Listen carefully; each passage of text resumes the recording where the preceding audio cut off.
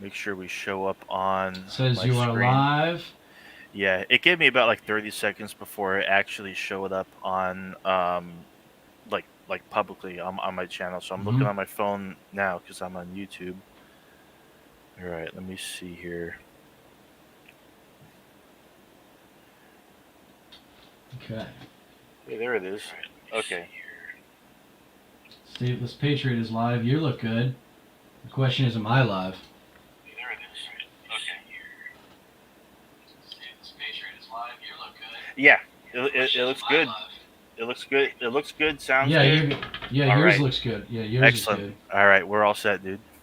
Can you can hear me okay right now? Oh, perfectly. Yep. Okay, all right. See, the thing Excellent. is, I just don't know if mine's live right now. I gotta. Oh no, wait. It looks like it is. Yeah, Okay, I hold on. Let saw me it just go double live. check.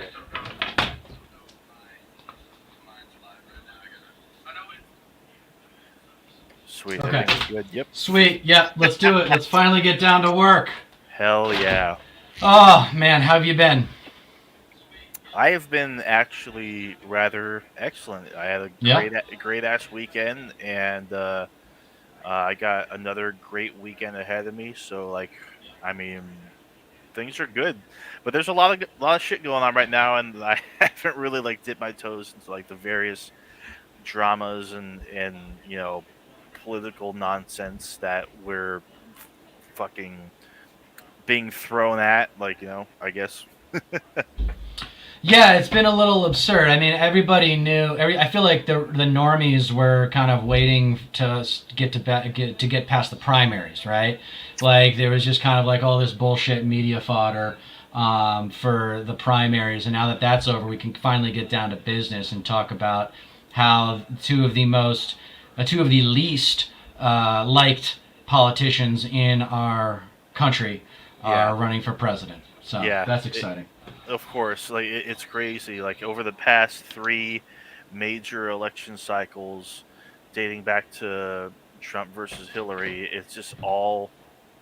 Yeah, I mean, obviously it's a rematch of 2020, but like unlikable candidates, and they're both super old, and it's just bleak, you know.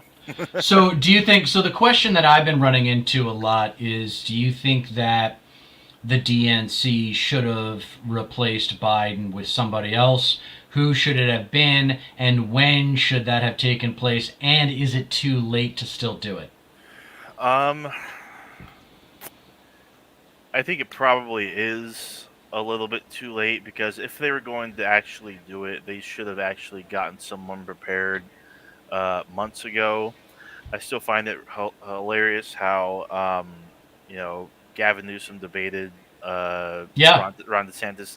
Ron DeSantis dropped out, and I mean like there could be a future for him like in when it comes to like actually having a primary and whatnot. But yeah, unless something happens to Biden, like that's not going to happen. They're just going to like you know cross their fingers, cross their legs, and just pray that he like makes it into a second term at this point. Well, I tell you, based on, you remember our last time we talked about a winning attitude and a losing attitude. Does that sound like a winner's attitude to you, what Oh, you just fucking course described? not. No, yeah, and the I thing is, mean, what a bunch of losers! they don't What a bunch of care. losers! They don't. I mean, at this point, they really don't care about winning. They don't care if they look bad. They don't care that if they look like hypocrites.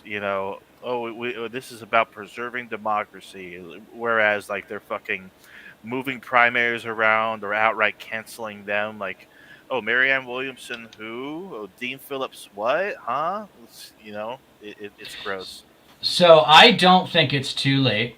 I think there's still a chance, and Yeah. it's going to come down. It's going to come down to whether the DNC has the balls or the ovaries or Hmm. the guts Hmm. to make a switch at the convention and make history. And I think that the circumstances completely justify it. I Yeah. mean, the whole thing, the media goes to the automatic. God, I'm so sick of this superficial Of analysis, man. course. Like the self-serving superficiality of conservative cognition was all about how just like intellectually lazy these people are, and they Big just time. take the very first reaction to it, right? Oh, right. So the superficial analysis, if they were to do that, is going to be like, well, nobody voted for him in the primary. I'm like, yeah, but nobody's going to care. Nobody's Yeah. going to. Everyone's going to be so psyched that it's going to be Gavin Newsom instead of Donald Trump, and it's actually going to be like a youthful guy who can string together sentences. Yeah, there was even a poll pointing out how like generic Democrat, like nameless Democrat, polled higher in a matchup against Trump than Biden did. I mean, that speaks to his lack of popularity. I mean, even the Democratic base agrees that like Biden shouldn't be the first choice, and of course they're not going to listen to what the base says. Otherwise, we would have Medicare for all years ago at this point. Yeah, and we'll talk more in depth about. I'm doing some research on Medicare for all because, yeah, I mean, I like how you can jump And into certain things, but yeah, like that's political marketing, just I just I don't want to get bogged down into healthcare, but I will say that I think the slogan it shouldn't be Medicare for all. It should be Medicare for all or something better, because according to the doctors that I know, hmm. they don't like Medicare. Oh, really? A lot of doctors don't like Medicare. Yeah, Hmm. it's like a lot of doctors are okay with it, whatever. But like if you're in a competitive area like Los Angeles or whatever, my understanding is very few doctors take Medicare.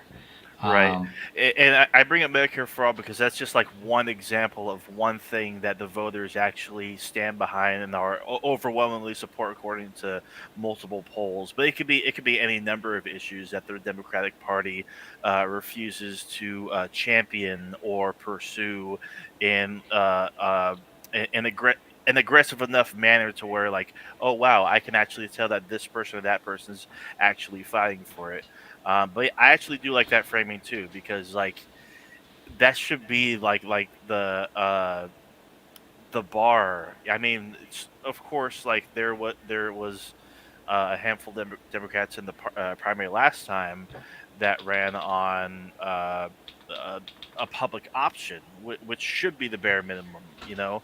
Um, but Medicare for all or something better, I actually do like that framing quite a bit because like for obvious reasons like Medicare needs improvements. Medicare is not perfect, but yeah, I like that.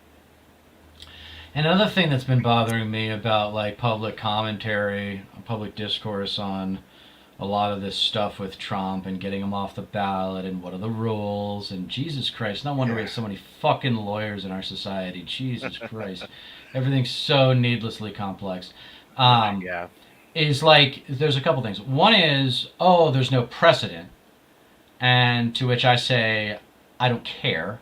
Hmm. There's no precedent for Trump. There's no precedent for like what January 6th really since the Yeah. Civil War. Like, come on. So I don't care about precedent. And then the second thing was, oh shoot, what was it? The polls. Like, oh, we should let the voters decide. Like, well, wait a second. If he's guilty of crimes, then he should be prosecuted. Like Hmm. the big takeaway from this Right. for outside observers, whether they be foreigners who are interested in American politics or people who are just coming up, they're like my whole. I think a lot of people are having this response to these court cases with Trump. People who like don't know what to think. Hmm. Why has it taken it this long? Why has it taken it this long? Yeah. It's been 4 years. Like, how is this not a priority to have this done a year ago? So Yeah. we could have all that. Now we're gonna have this powder keg, man. It's gonna be Hmm. powder keg Labor Day or something. Yeah. No, I agree. It's very frustrating, and I've actually been following them really closely. There have been a couple that like new evidence comes out, or there's another witness, or what have you. And there are a couple of the cases. I forget whether or not it's the Georgia case or the New York case.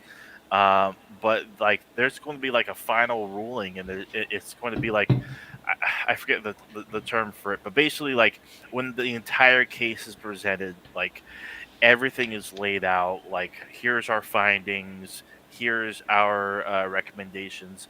All that's going to actually be released, for lack of a better term, within the next couple months. I know that there's a date set in March and a date set in April for these things, and it's real frustrating, but especially for the attempt to overthrow the election, like the election fraud. I think it's Smith or whatever the hell, the Yeah, prosecutor's Jack name. Smith. Jack Smith, that's right. Um, like, it's all just around the corner, and I anticipate it. And like, it's gonna come like right in the dead heat of the primaries, like Yeah. when most of the states are already done. But and then of course you have the the fact that a few states are actually kicking Trump off the ballot entirely, and seeing how that plays a factor as well. Yeah. Um, yeah, it's gonna be interesting to see. I mean, it's all unprecedented, and Yep. it's. Have you taken a look at conservative Twitter, by the way? Like, I have a Oh God. second. I have a couple Twitter accounts, and I just use one of them just exclusively for conservative trash.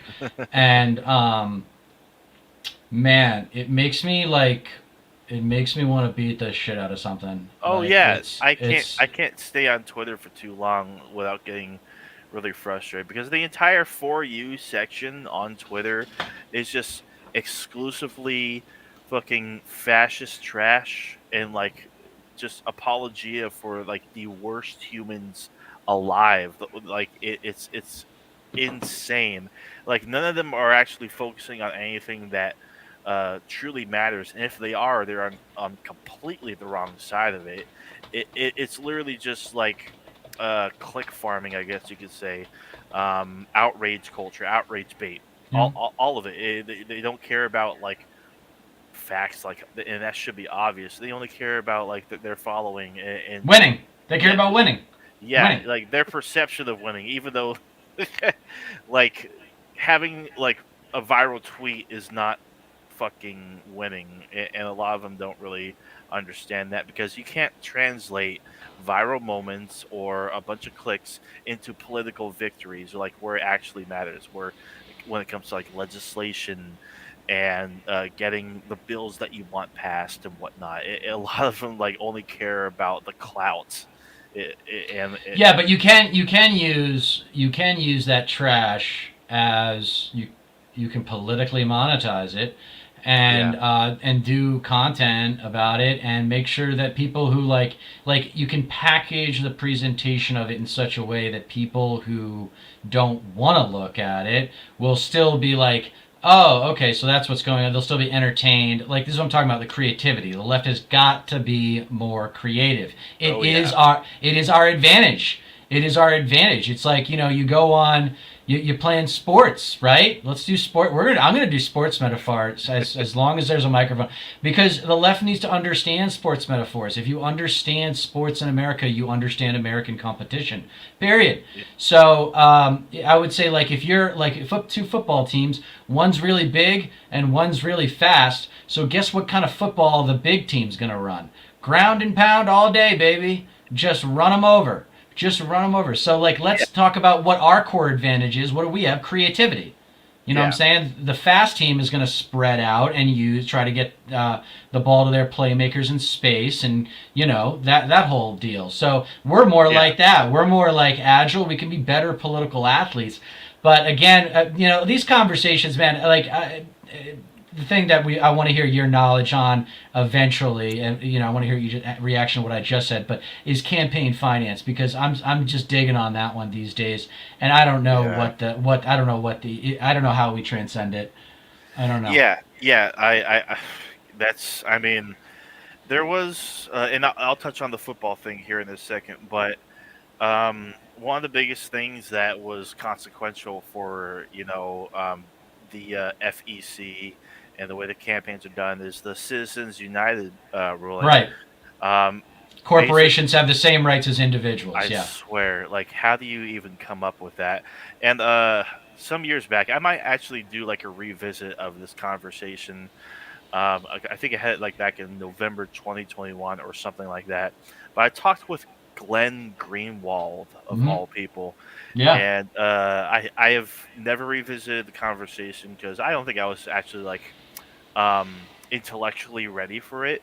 But I remember asking him about like his opinion on Citizens United, and he kind of like defended it as if it was like a justified thing, and like I couldn't Really. really wrap my mind around it at all. Like he didn't think like it was that big of a deal. I can't wait to actually like revisit and like deconstruct it Really. or whatever. Yeah, it I could like I thinking about it right now. I can't make heads or tails of it. Like, how do you like defend Citizens United when it's Yeah. I completely don't think. royally screwed over like I the mean, way that campaigns are funded? I don't think that corporations should be allowed to make political contributions. Period. I No, agree. like Yeah, no, no more, no more. And there are caps on how much you can give sure. as an individual. And that's I don't know what those should be, and those are like more granular conversations. But what do you think unions should be able to both financially contribute to campaigns, and do you think unions should also be allowed to endorse candidates? Um, I mean, given that unions have more of the way they operate, they represent people, like, and that's their entire purpose. That's their entire function. Whereas with corporations, it it's just whoever runs it. It's just their board. It's just a group of lobbyists. Right. I That's actually a really good question because I think that unions actually have more of a collective say than corporations do. So whether or not like they're treated the same way as corporations when it comes to like, for example, the Citizens United ruling, I I think I don't mind when a union makes an endorsement because all in all, like when it comes down to it, unions represent the working class, and it makes a much bigger impact if a union is actually making an endorsement of a candidate or makes contributions to that candidate. As long as like there's a relatively unified agreement within the union to make said endorsement or contribution. Mm. All right. So I think that government unions, Hmm. like cops, for example, Yeah. okay, police unions, Hmm. you can shut the fuck up. I agree. You Fuck can them. shut. You can shut. You can shut your fucking mouth Hmm. because you have the best benefits of any government employee, the best Yeah. retirement, incredible retirement program Yeah. for Hmm. cops, and it's because their union is so strong, and Yeah. probably because their union is so political. Yeah. So it's like, yeah, corporations' involvement in politics is always going to be a natural source of commentary. But Yeah. I do think we should talk about unions at some point because we are going to, Hmm. like, the left wants, everybody wants unions on the left, right? Yeah. Everybody, you'll run into conservative economists or even just independent economists who will come up, who will show you supply and demand charts to try to argue against the need for unions. Yeah. Come on, like garbage. Like there are limitations on the extent to which economics can predict and maintain the integrity of human behavior. Okay, Yeah.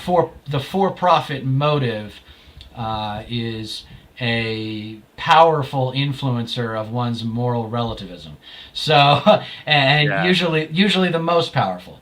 So, I think that actually, even private unions, I've thought about this actually since I was a kid. Like, who should be allowed to say what from a poet? Like, for example, I think it should be I think that you get in and out of what churches. I was going to go to. Should ministers and preachers be allowed there? I think there was this thing called the Johnson Act, after Lyndon Johnson or something, and it outlawed ministers talking about politics from the pulpit or something. But all of them do anyway, so I don't know Yeah, what the hell. I'm kidding.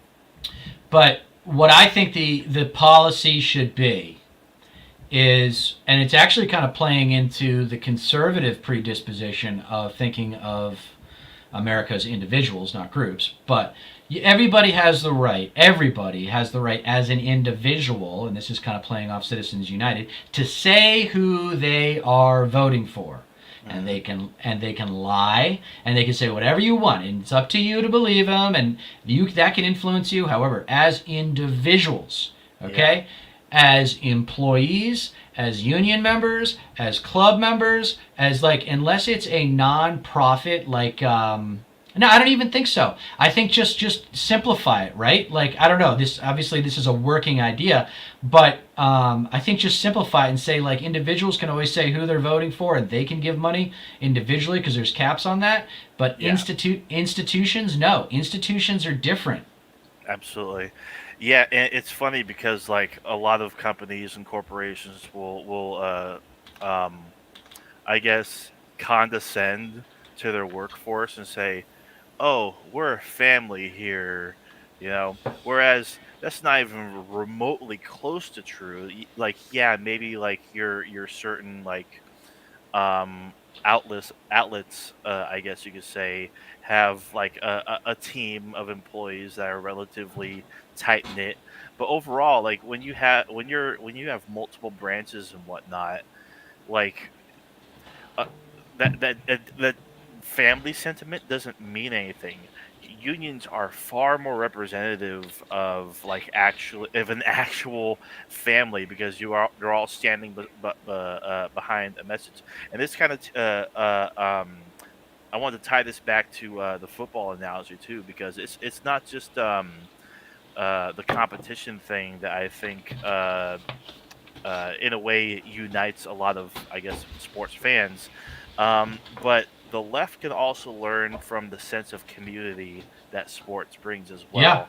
Like it's kind of astounding because like if I mean when you're a fan of a certain sports team and you come across other like fans of said sports team, there's like a unique camaraderie there that is you don't really come across too often. And I think that sense of community is something that the left could really learn from. Like my pizza delivery job, like the championship games were recent. I was working during the 49ers championship game, and like I delivered to multiple houses that had the game on, and I had the game playing on my AM radio in my car, and it was invigorating. Especially, like they were down pretty much the whole game until the second half, and with each delivery, like they're scoring more and more, and like I find myself celebrating with random people that I don't even know based on our shared appreciation and enjoyment of this sport. And I think the left could yeah. really benefit from learning a lot about that. I guess. I studied. I took a course in college called Communication, Culture, and Consciousness, Hmm. and we talked about shared experiences, public events like 9/11, the JFK assassination, the "Where were you when" events, Hmm. um, and yeah, those types of experiences transcend social convention, Yeah. and because normally people wouldn't talk to you as like the pizza delivery guy. Be like, yeah, where's my pizza? Thanks, man. See you later. Here's your, Yeah. let me get back to my life. What the hell's, what do I care about you? But then they see you're into the game, like, oh yeah, we're doing it, man. No, I mean the NFL is our national religion, and let's be serious. Like, maybe so there's a saying. I gotta remember who this is. I don't want to Google it, but it's called, the quote is, "Generality is the death of art." I think Hmm. maybe I brought this up last time. Right. Generality is the death of art. Yeah. Specificity is the crucial part of storytelling, right? Yeah. Um, So when you're talking about like specifically sports culture, in specifically like how to understand sports culture, it's really just the NFL and the NBA postseason, and that's really it. The Olympics, kind Right. of, Eh, yeah. whatever, but Sure. really the and college basketball, Yeah. probably like, but very little bit. That's a distant third. That's a Sure. distant third. And Yeah. I think there's also like something that I think leftists have to come become comfortable with. Okay, and that why is the NFL so popular? I mean, there's a lot of reasons, right? Like it's one day a week. I know there's Monday, Thursday as well, but Yeah. it's like it's a religion, right? Like there's a Hmm. schedule to it. Like it sets up really well for TV because of the Yeah. time, because of the times in between plays. It looks good in slow motion. The time in between plays allows for instant replay, like all these things, right? But Exactly. at the core, when compared with other sports, what is it about the NFL and football in general that's just like no other culture has football. Like they do in Mexico a little bit, but very few like other societies in the world have Yeah. anything have like football teams. So what do you think is it about the NFL that makes it king of American sports? That's actually a really good question, and not to mention you have like spin-offs to like entirely different leagues called like the XFL. I don't know anything about that at all, but it just shows like that there's this like deep burning passion about it. I mean, not only that, entire channels, TV, radio, dedicated like around the clock to football in general. Even when the regular season's not going, like oh who's this team and that team going to draft? Who are the next up and comers coming out of college? Who what teams are going to draft them? Et cetera, et cetera. Um, I don't know. Like, if I sat and like deconstructed it, like it's just another form of stimulation. Yeah, I but mean, it, what does football have? What does football as a sport? Because college is a big thing too. Like I didn't mention mhm, college. I totally should have because it's basically yeah, the minor. It's basically the minor league sure, for or like the development league, Triple A, if you yeah, will, for football for the NFL. So the answer, bro. Okay, I'll just give you the answer. yeah, It's violence. It's violence. It is. right, yeah, These are the car intensity. crashes. It is like Hmm. people. I remember there was a player. I don't know if it was Kelsey or somebody. I think it might have been Kelsey years ago. Like we're not modern day gladiators. We're not modern day gladiators. I'm like, yeah, you are though. You kind of fucking are, dude. Yeah, you are. You play in exactly the same style venue, Yeah, and you're closer to gladiators than any other sport in the world.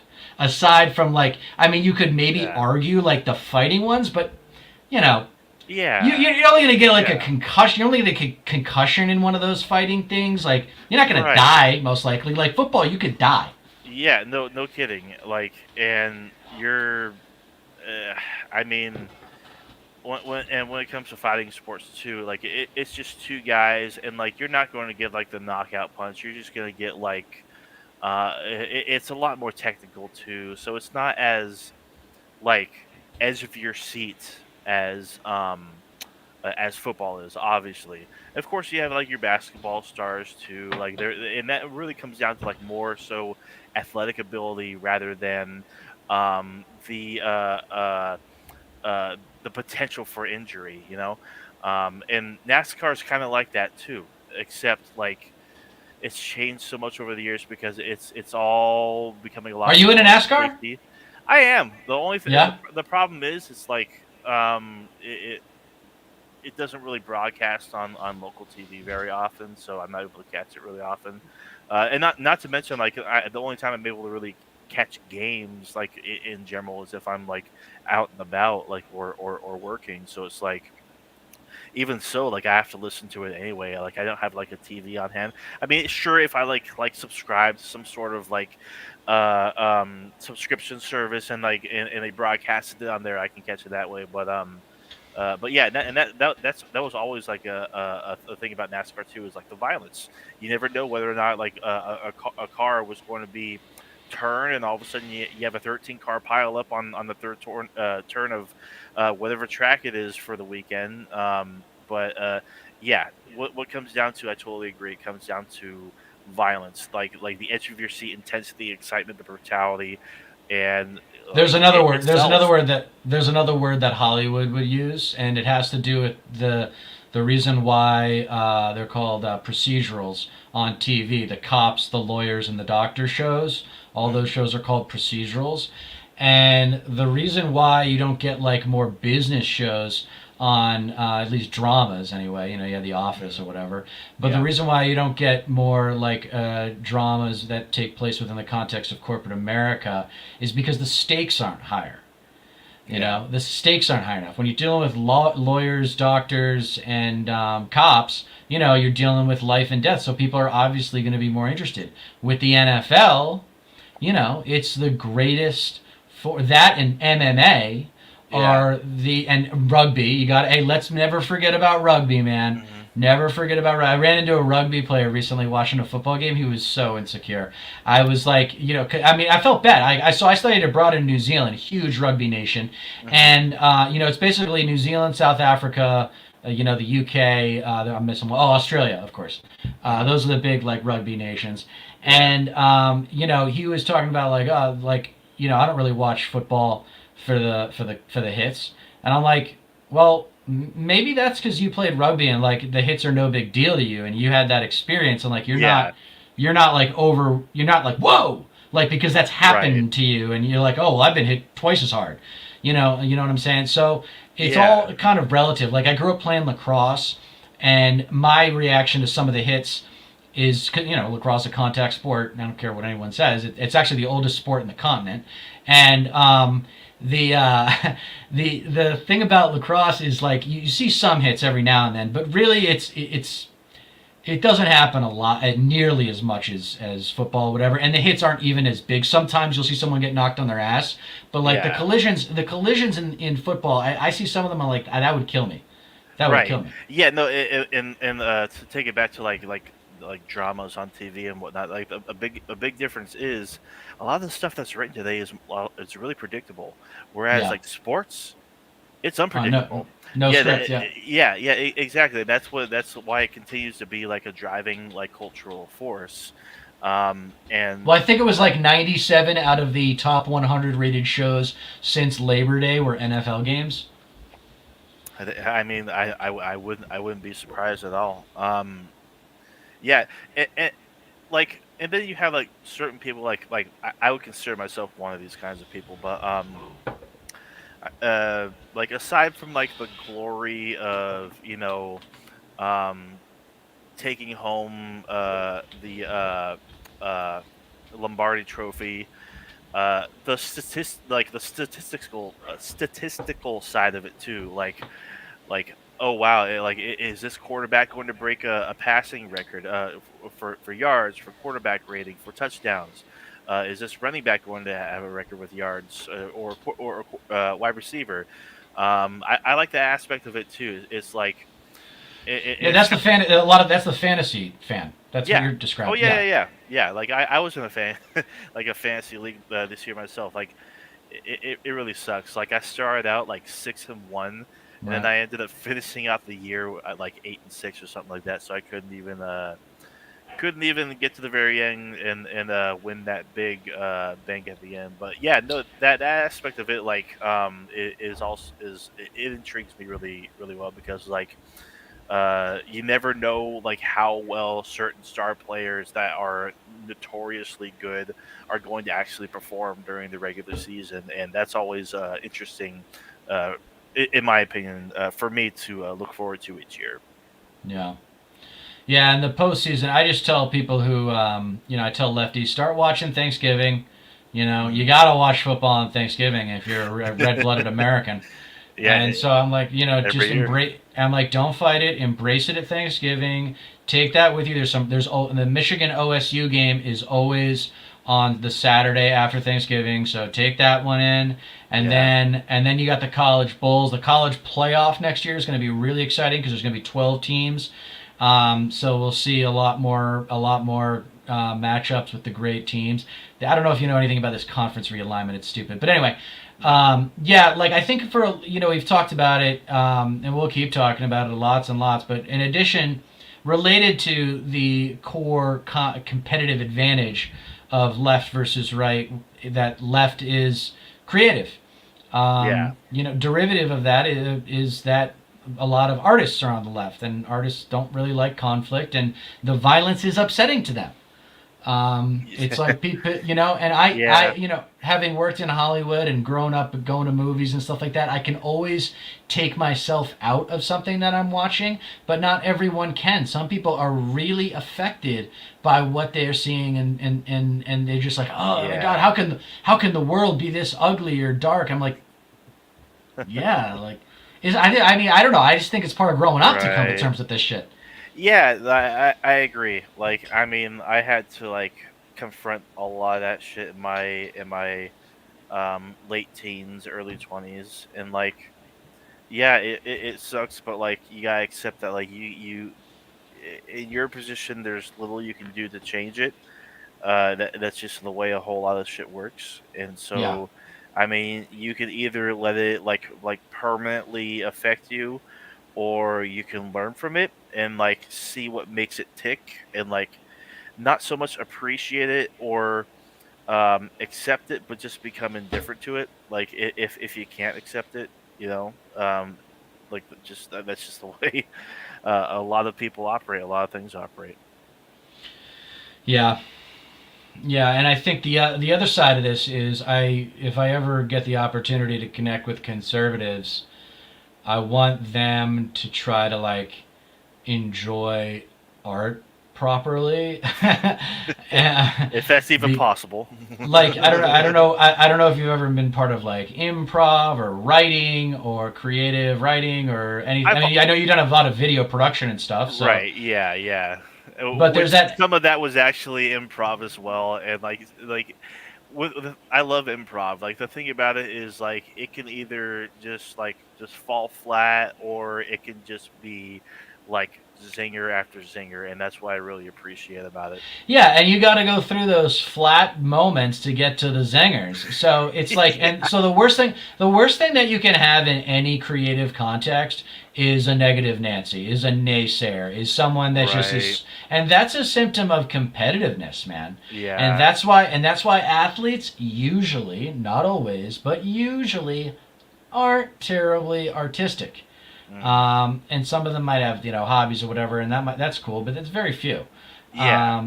Yeah, And like positive reinforcement actually really goes a long way. Like for example, like comedy bits, comedians. Like if you're getting like heckled, or like someone in the audience is giving you shit, that's going to throw off your entire game. Like because you're in a um you get into a groove. Like if you're doing your stand up bit, for example, but if someone's throwing a wrench in that, and like you don't have the artistic ability to counteract that and use that against your heckler, or whatever, or make that work into your set, like you're going to have a bad night. You're going you're going to bomb, which is the term for it.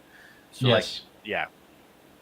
yeah, stand-up comedy. I was funny. I was talking with my high school buddies the other day, and a few of them are very experienced educators, and they were talking about how you teach public speaking in education, but a lot of places, not everyone, but everybody should have a public speaking course, Yeah. senior year. Like that should be like a senior spring thing, when you've already like gotten into college, or you just whatever, and just like do something fun. Anyway, Yeah. he was saying like let's do a stand up comedy class, and I was like that sounds awesome. The problem is that finding teachers for that. Like I've done stand up comedy a little bit and worked with a handful of teachers, and everyone's got their own style, and like I think some people can kind of like get off the wrong track, and like there's like one, for example, one teacher he had this very specific style. Like he was just Hmm. like, do it this way. This is the formula.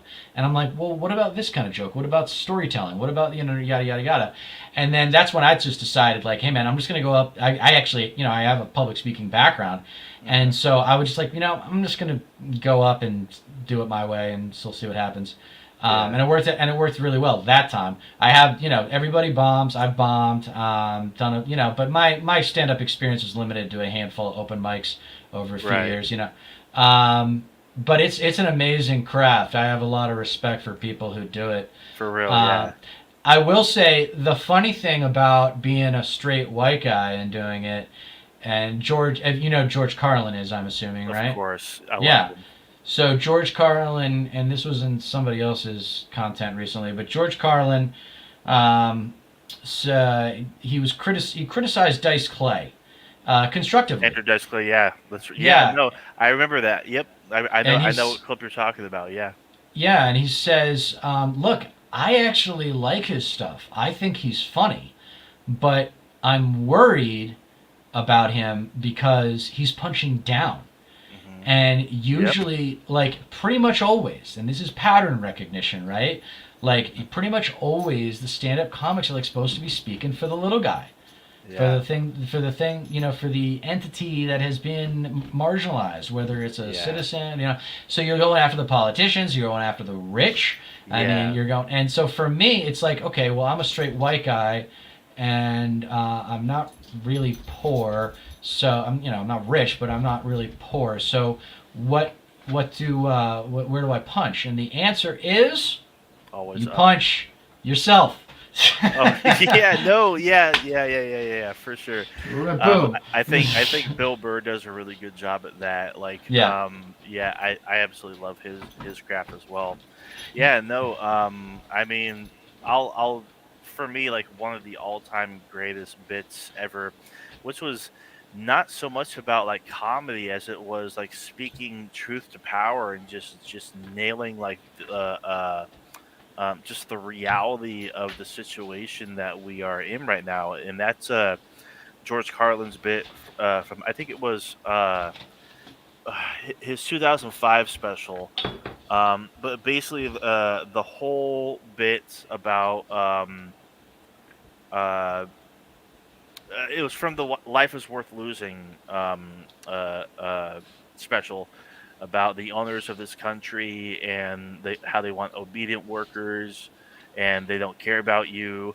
And like it was just a whole minute bit about like dumb Americans and passively accepting the shitty hand that we're dealt and how it will never change. And like it to this day, like it's still such a profound, captivating bit, and I like that. I'll always appreciate. He's got a good one. I think it might be the one you're talking about. There is one where his punchline is, "That's why they call it the American dream, That's it. because That's you'd the have to be exact one. asleep, because you'd have to be Yep. asleep to believe it." Yep. And yeah, no, it's brilliant. And the right, I love how the right, when they would hear something like that, they'd be like, "Oh, you're hating on America. You're hating on America. Well, if you don't love it, then leave it, motherfucker." And I'm like, dude, that's such hypocrisy, because they all Yeah. talk about freedom of speech all the time, Yep. and I'm like, isn't that one of the greatest parts about our country is the freedom of Yeah. speech? So Like is I wouldn't be saying I mean, in that instance you could say that we love America because we're exercising our American rights to Well, shit and on we're them. not doing it, and we're not doing it. Well, and we're trying to be constructive. I mean, how does someone get Yeah. better at something? How does someone get better at life? How does someone get better at work? I mean, they keep doing Yeah. it, and you actually do criticize yourself, and it's constructive. Like, this is the Yeah. softness. So this is like what a lot of people don't talk about, like with wokeness, and what the conservatives really have a problem with, if they could get past like the weirdos, freaks, and geeks thing,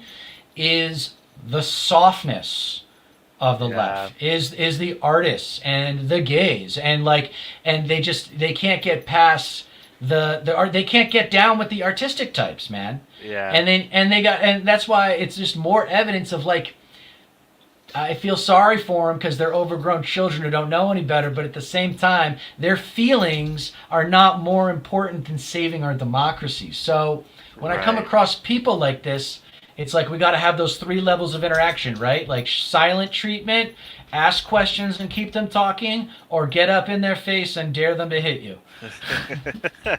Yeah. Yeah. Exactly. And a lot of them is it's like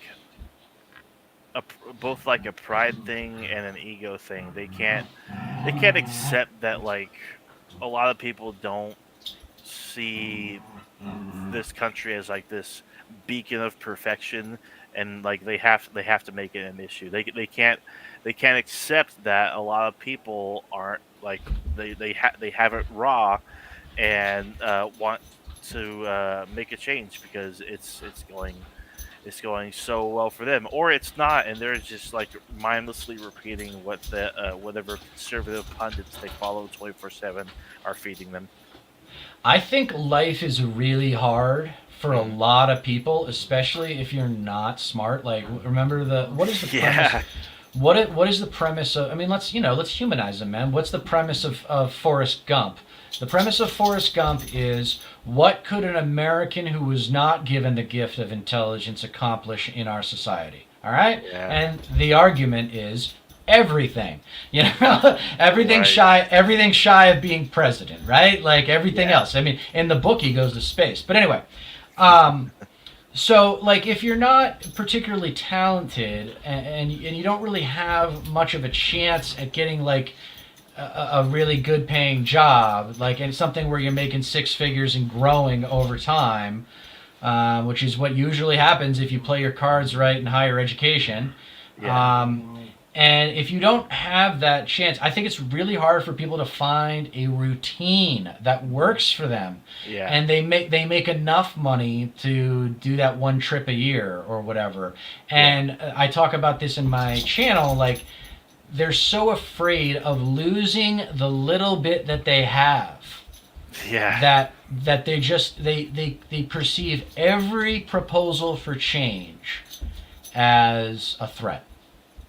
That's exactly right. Like that's really all it comes down to. And so they don't punch up; they punch down. They don't look above at for the cause of their issues. They look down at the little guy, the people who have even less than they do. Because like, oh no, what if these even worse off people get a leg up? Like as if it's a detriment to them. You know? Well, I'm looking up that. Let's see, what is it? It's the quote is, "I'll tell you what's at the bottom of it. If you can convince the lowest white man he's better than the best colored man, he won't notice you're picking his pocket. Hell, give him somebody to look down on, and he'll empty his pockets for you." You Yeah. know who said it? Oh god, I know the quote. Like I've heard the quote before, but I forget who said it. He was. I'll give you a hint. 1960s. Was that was that Nixon? No, it was Lyndon Johnson. Oh, it was yeah. Fucking wow. He was so like talk about an ugly guy. Talk about a guy who could Yeah. never be president today. Oh, But you know he was quite a political athlete. He got quite a bit done in Congress. Like I think it was yeah. an historic amount of legislation. For real. Yeah. He And did. Yeah. then he was a bully, man. His style as a politician was Oh yeah. very aggressive. And Yeah. I think it's actually like as much as he failed, and it's mainly Vietnam. Like Vietnam Yeah. really destroys his legacy. Yeah. But looking at his domestic thing, the war on poverty, which was also a failure, but it was an effort. I don't know if you know a lot about like Johnson's administration, but it's like it was a lot of good ideas but poorly executed. You know, Sure. uh, and then obviously. But he was a bully. Oh yeah, that was what I was going to say. So he was kind of a bully. He wouldn't even tell people that he was going to go show up at their office. Like he would and he would just like and call them up randomly and like ask them random questions and just Yeah. totally try to catch them off guard. He was a bully. He Yeah. was a bully. For And real. that's the biggest counter argument that I'm like trying to understand with the right words. I'm trying to find the right words to counterattack because I know it's coming. Is when I start to put out the episodes of like advocating for what the left should say and how they should say it in terms of being more aggressive. Gracie Gavin talks about doing more, going on offense, right? And it's like, well, let me tell you what that means, because Yeah. he's not providing specific examples of how to do it. Um, is Once I get that done, then the counterpoint that I'm going to hear at some point is, well, you're countering bullying with more bullying. Right. Yeah. Yeah.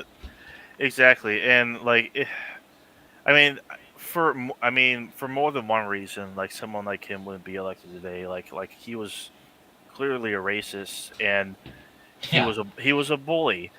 But like someone who actually got stuff done, but like someone who got stuff done that was actually like helpful to working Americans.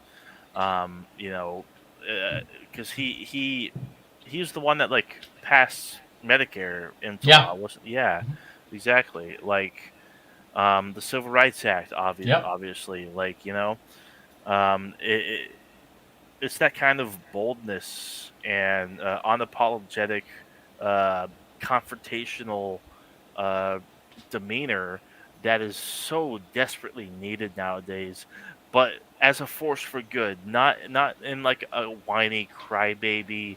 Oh, I'm not getting what I want, so I'm gonna punish people for no reason way like Donald Trump, but like, No, not vindictive. yeah, exactly, like, Well, I think uh, there need to be role players. I think there need to be role players. yeah, I think the political leaders need to step up and get and lead yeah, with rhetorically as well, and lead getting rather a than rule. dude, like they're half-assing it. It's like, okay, you want to do the Trump is anti-democracy thing, then lean into it even harder. Yeah, Then go even harder at it, and maybe they will. But you're talking about being bold. I mean, there you go. Like, wouldn't it be bold to replace Biden with Newsom at the convention? Like, that would be a bold move. So many yeah, independents would respect that. They would totally right. respect that. I mean, let's do it, man. Let's make history. But no, Lyndon Johnson, like, I think obviously he was a very flawed man, very like bitter, and he and Nixon supposedly are like the two biggest head cases in the history of the presidency, and they went back to back. But Yeah, don't forget, Nixon did a few good things. He started the EPA, yep, and yep. That's right. he ended conscription, and he got us out of Vietnam. Yeah. So I mean, he wasn't it's 1980, man. Like I was talking about reforming education. Do we ever talk about how I want to teach history, American history backwards? So like freshman year Hmm. would be 1980 to the present day. Okay, Yeah. that way they know freshman year they know cold. Plus it's based off of the idea of what they're already interested in. Uh huh. Like every high schooler wants to know more about the 80s and 90s. Trust me. Yeah. Trust me. Yeah. They want to know more about where the internet came from, where pop culture came from, Right. where sports culture came from. American sports were not what they are today until I theorize 1979 NCAA Finals, Magic versus Bird. That's where it all began. I'm going to do an episode on it at some point.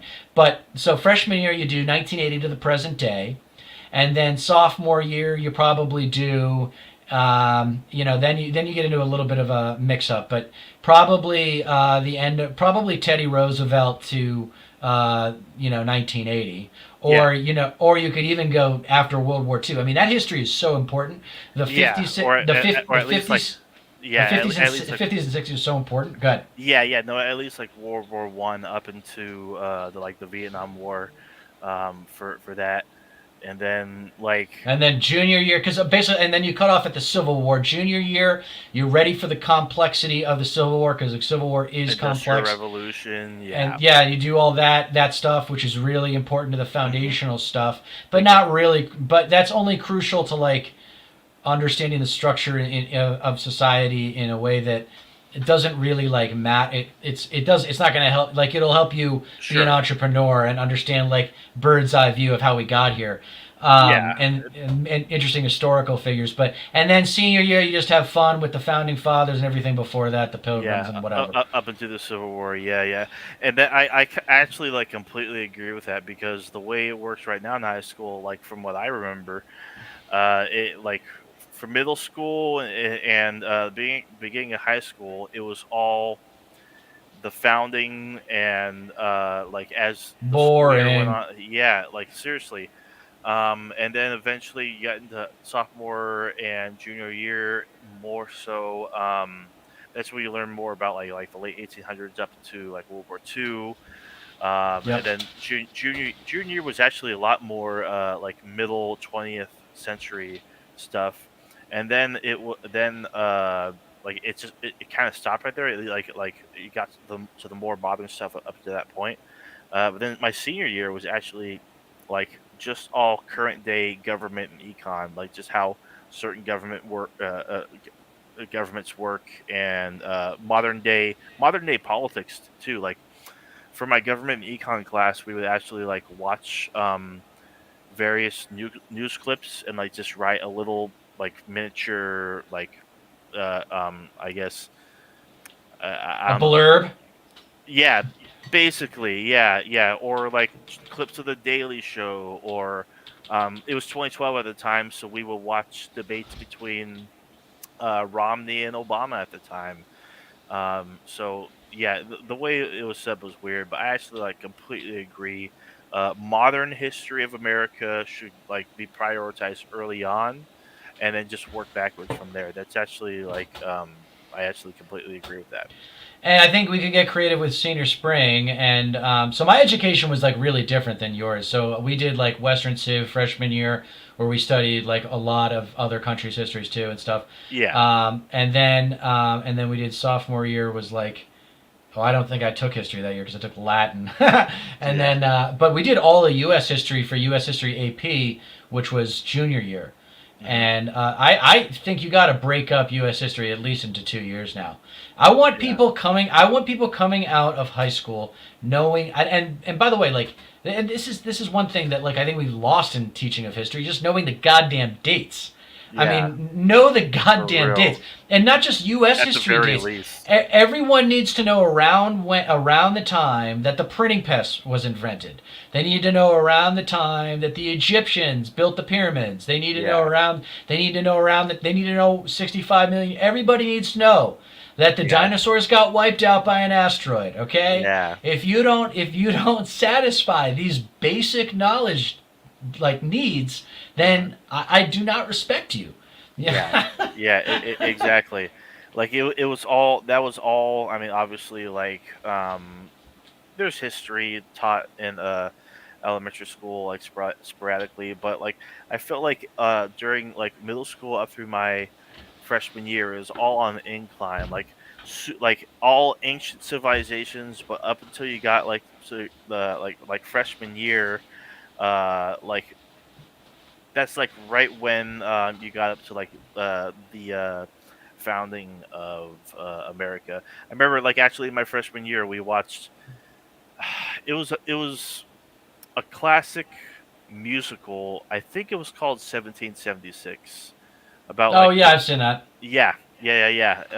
with Benjamin Franklin and Yeah, about John the writing. John. It's about writing about the Declaration of Independence, Yep, right? yep, Uh yep, huh. yep, yep. So like that, And it's that's all about actually sex. He has writer's block until he gets laid, and then he wakes up the next morning and he writes the Declaration of Independence. I yeah. don't think they did. Yeah, they didn't play to that. They didn't play to that in the John Adams miniseries, but whatever. Right, yeah, I remember in the movie like they go up to find Thomas Jefferson and retrieve him, and all of a sudden this damsel, this dame is just like awkwardly running out of his place. It captures the character as well, but yeah, freshman year is like when like the actual teaching of like the foundation of the country started, and I do think that that should be reserved for senior year. It should be worked backwards because like. Uh, I guess the older you are, the more I guess appreciation you have for that because you get to see like now that you know about like the history worked backwards, you get to see like how it was founded and how it should have been and how it should be to this day to an Mhm. extent. You know. Yeah, I think history, math, maybe until senior history all the way through, math, Yeah. English all the way through, Yeah. and then math and at least through statistics. You can Yeah. take statistics or calculus. Real people take calculus. Well, Right. real people take both. Hold on one second. Um, but then aside from that, and then I don't know, maybe a language requirement, whatever. At sophomore year, maybe sophomore spring, there should be testing. Like, imagine taking a career test when I mean when you're how old are you in sophomore year? 13, 14, 15, 15. 16. You turn 16. You turn 16 in sophomore Yeah. year. Yeah.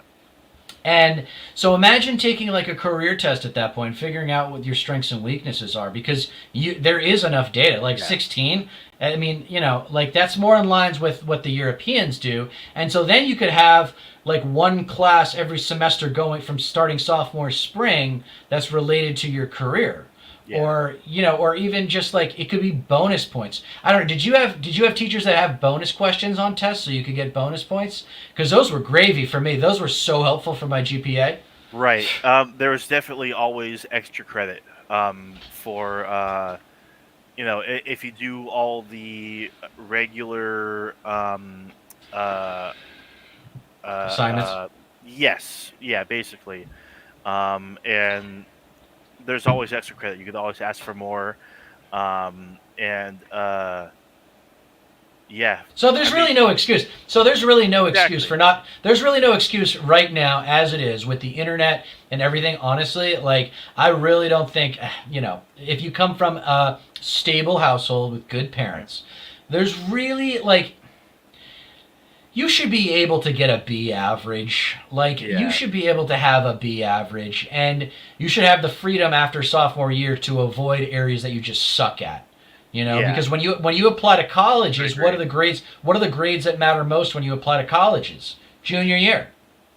Yeah, yeah, So yeah, let people get away from the like. If you want to take math anymore, okay. You took statistics sophomore year, or right. whatever. Yeah. Shit. I mean, when I was in high school, I mean, because I'm ADHD. It's hard for me to like sit and focus on something unless I'm like completely invested in it. So I just like did like a little bit more than the bare minimum, I guess you could say. Like I think I graduated with like a 2.8 GPA. I didn't really I didn't really have like any like particular college ambitions or anything like that. I mean, and also keep in mind like when like my school was completely isolated.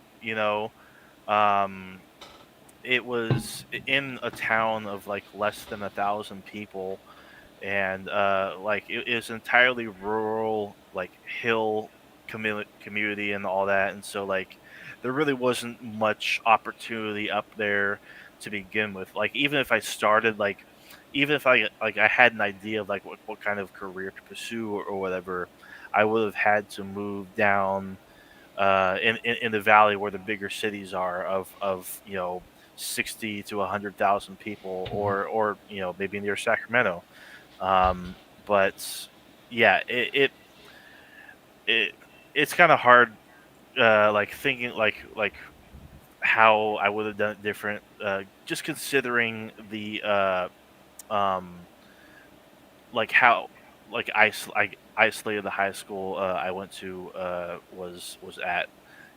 Like not the most pristine community or school kids or anything like that. It was more so just like just skate by, I guess you could say. Yeah, I think apathy it comes to mind the way you're Yeah, talking about it. People basically. people aren't people don't care as much as they should. They don't recognize the value. Yeah, They don't believe in the learning process. That's one thing that like we don't do is we teach our kids what to learn, but we don't teach them how to learn. yeah. It's really funny. I mean, the most notable person to ever come out of the community I went to high school, uh, and I think he actually went to my high school, is Jake Shields, who was an MMA fighter, I believe, and he's definitely not the brightest blip on the LED strip. um, I mean, he has good takes on Israel Palestine, but that's literally about it. Yeah, But I try. I'm not like I don't know. I try not to be an elitist. But like someone like Jackson Hinkle, like I can tell, dude, yeah, that I can tell you didn't go to college, and I can tell you didn't right. really take, I can tell you didn't really take learning seriously by the way you talk to people. It's just, No. oh, you're always got something to prove, man. You got a chip on your shoulder. Now, Yeah. I got a chip on my shoulder, the size of Right. New England, and but why do I have control of it? Because I'm aware of it. It's Yes. obvious. Like I know it's in me, and like it's not leaving me, man. Like people, the left has a real problem with anger, and I'm trying to tell every lefty I know that like I know it's uncomfortable. I know you don't want to get angry. I know that like you go to the yoga studio and you meditate, like so you can avoid anger. Don't avoid it. It is a Yeah. completely natural response Hmm. to unfairness, injustice, just plain wrongness. It is a Yeah. completely natural response. It's a natural response to stupidity.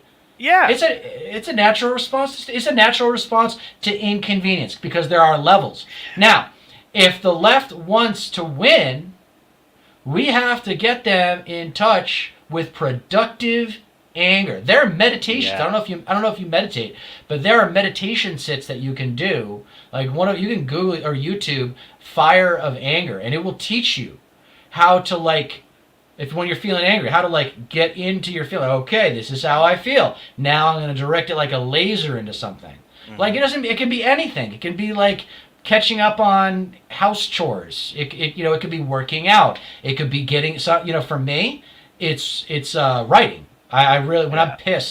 when I'm pissed off, that's when I do my best writing. And Yeah. it probably I has everything to do with what I'm writing about. You know. Of course, I completely agree because same here.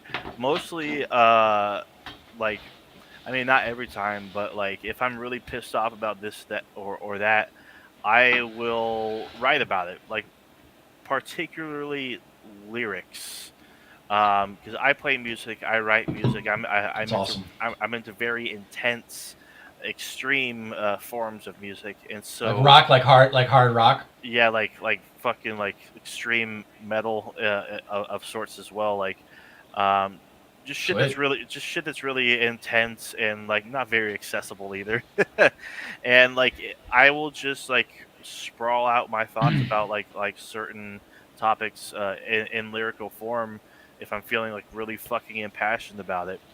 Or like I'll just like just let something go if it's something that like an inconvenience, like you said, like why the fuck did my queue of songs or videos just completely vanish that I just had set up?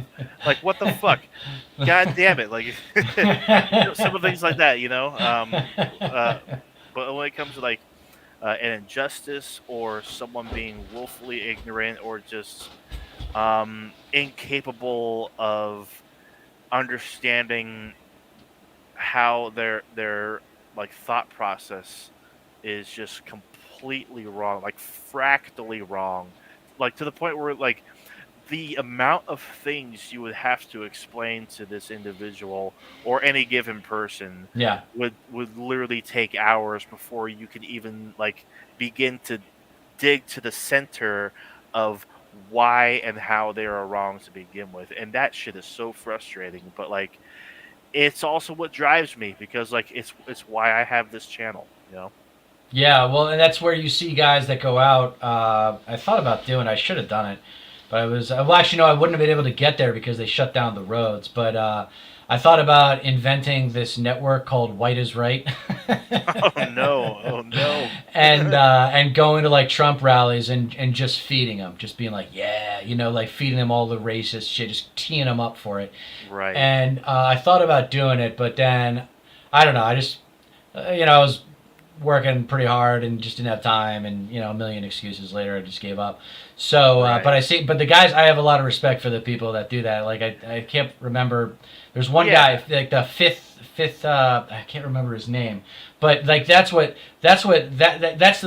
best use of their wrongness is to just ask them questions and have them trip over their own logic. Give them enough rope, they'll hang themselves. Yeah, I've actually considered doing that myself. Like, literally put on an act yeah, and just see how much, just to see how much they will reveal. You know, yeah. I actually really like that approach. I think it'd be so easy. I think it'd be Yeah, so for easy. real. I mean, I think it'd be so easy to get them And, going. And like, and there are a lot of people that like actually really good at that craft too. That like, I think there's a channel called Not Even a Show, where they're like, he'll literally just call into various conservative radio talk shows around the country, and and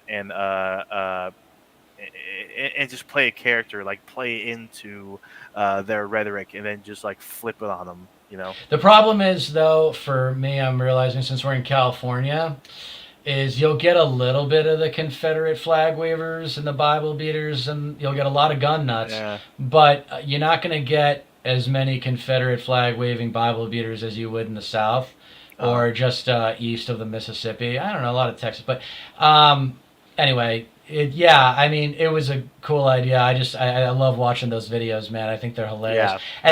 and I feel like it's like I want to be a part of it because I want someone to go even harder. I want to. There's like Yeah. I think a lot of them. I'm like I think they held back. Like you could have gotten this person Oh to yeah. drop the N bomb or something like that. Right. You know, Yeah. like easily. And but I don't know. Maybe I would have been worried. I would be worried if I did a lot of that. If like the conservatives would catch on Hmm. and the MAGA would catch on, and then like you show up to one of the events, you run into someone who's like, "Hey, you're the guy who's acting like he's MAGA, but he just makes fun of us," and then you end up in a I tough mean, spot there. you'd have to like keep those keep those cameras rolling. right, and you'd have to become like pretty damn notorious at that point to actually get that reaction, because like you even have professionals for like whatever it is, the Daily Show or something on Comedy Central or whatever, that they don't even get recognized because like unless you're like a very broad media consumer, like you're not going to easily identify who is or isn't part of like a program that regularly um confronts and engages with these with these people at these rallies. Yeah, man, they're a special bunch. I mean, history is not going to be kind. We're at the True. we're at the fork in the road, man. You know, it's going to be an interesting year. If Yeah. I don't like everyone's saying democracy's not going to survive. Democracy's not going to survive. I don't know how he goes longer than 4 years if he wins Trump. Yeah. Like I don't know. He's not going to get a constitute. He's not going to get that amendment repealed. Um, Right. Yeah. so it's like I don't. I'm not worried about. And maybe so what Yeah. are we doing? What like? I mean, I don't understand. He's going to weaponize the justice system. He's going to Right. like everything is going to be a million investigations. Nothing's going to get done. Like, Yeah. Yeah. Not to mention, like, is he going to go through? Like, is he actually going to go into the general election, and like, will he actually win? And then like, will he like go to jail like when right? he's Just like after he's elected? And then what? Like, his vice president takes office, or like, well, does he govern that's from jail, or like does like the vice president take authority and just pardon him because they can? I don't even know. well. I'm sure if there is a way for him to get pardoned, they will pardon him. Of course. There's no doubt in my mind. They do not care about history. They don't. They just don't care. He's gonna like the attitude that I have towards Trump actually facing consequences for all the shit he did as president um, is is limited. It's like I expect I will believe that he experiences he suffers consequences when I see him Yeah, suffer consequences. When exactly. he got hit with an $83 million lawsuit, I don't care. Like I mean, Yeah, yes, I'm glad that he got justice. I shouldn't say I don't care. I do care. I take that back. yeah, But I will say like that's the meat and potatoes here is January 6th documents and the Georgia case, right? Those are the yes, three big ones. Those are the yep, three big ones. Yeah. yep, yep, yep. I was watching this douchebag Christian apologist, and you should check him out. I want everybody listening to go subscribe to this guy because I'm going to do some reaction videos on this chode. And his I would love name that. is, he's called Indie Thinker, okay? Great name. And then, and he's a Christian apologist. And I'm like, dude, how can you call yourself an indie Yeah, thinker when you're clearly a conservative Christian? yeah, And he's like he does the whole conservative condescension thing.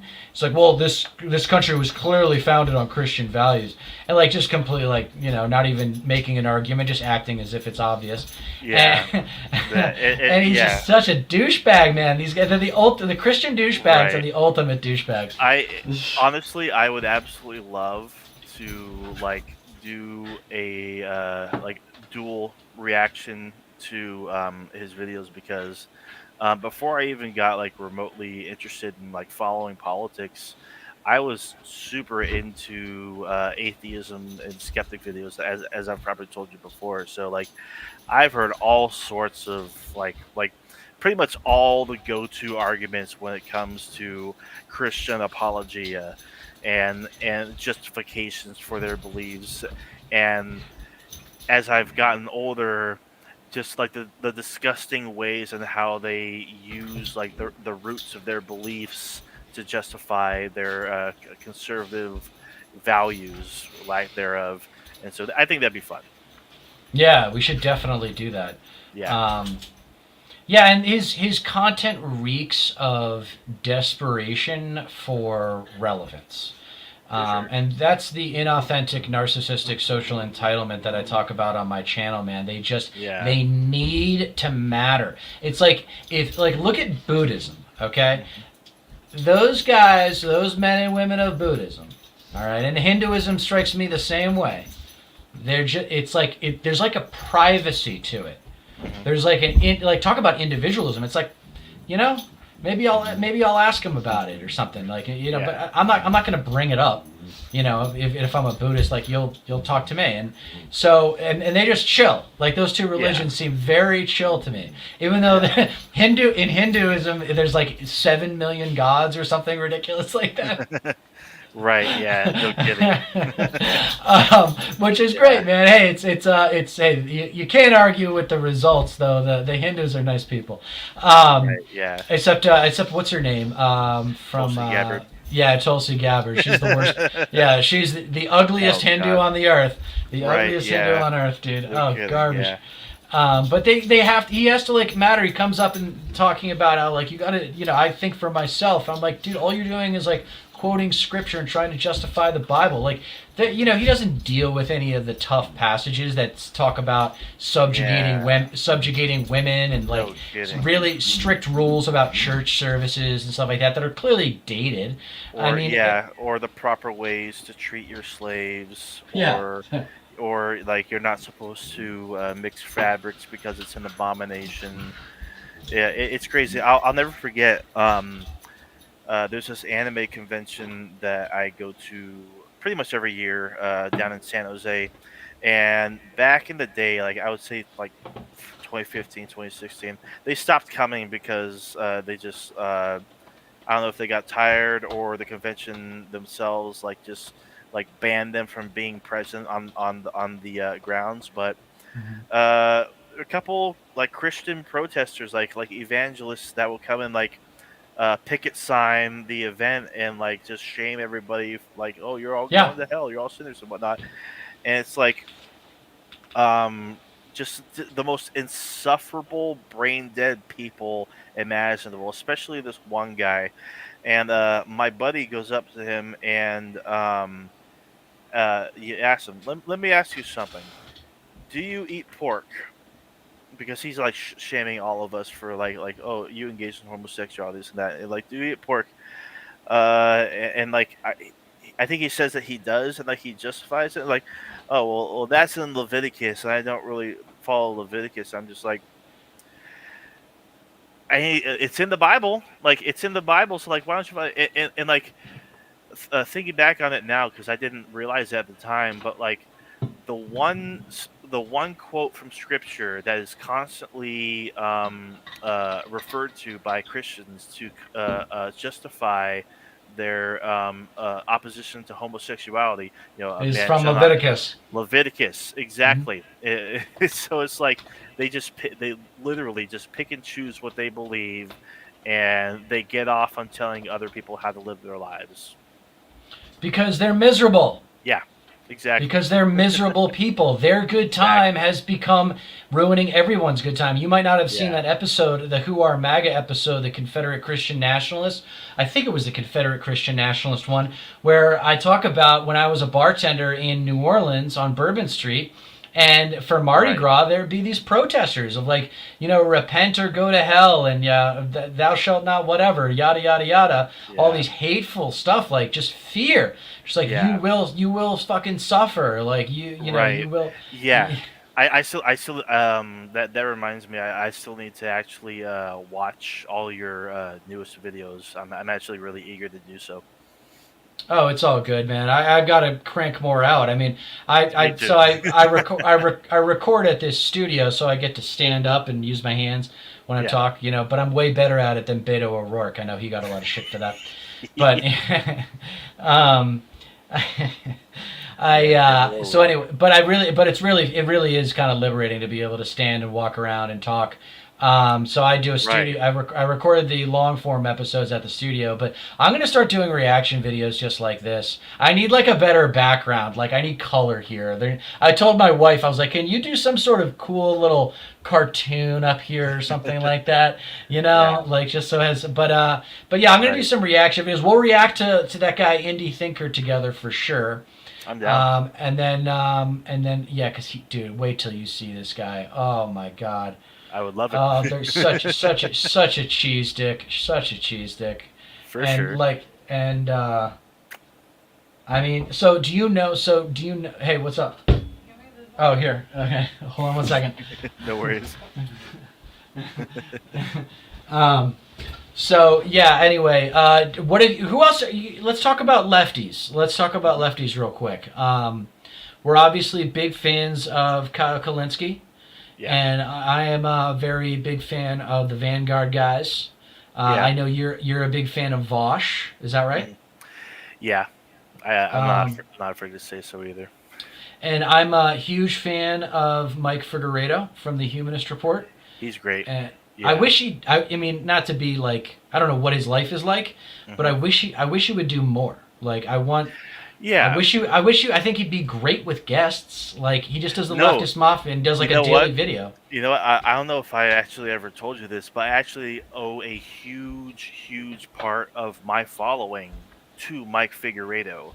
Like, if it wasn't for Mike, I would not have the sub count that I do now. I think he took me from like 200 something subs to like over 1,000. Like, I was over 1,000 at one point because he did this little program a couple years back or so where like he would actually like have some guests on and they would cover like various videos like relevant political like clips and whatnot like at the time and just react to them like um the episode and then like he would promote channels under 1,000 subs like Right. He did all that you contest. yeah all you had to do was just like send an email and like make a little I video for know. him. I missed my chance on that one. I totally Right. I And so like for each episode that he would do like he would promote and whatnot and I and then he would like clip out the video from the live stream of the channel that he was promoting and I got my own video. I forget where it is. I'll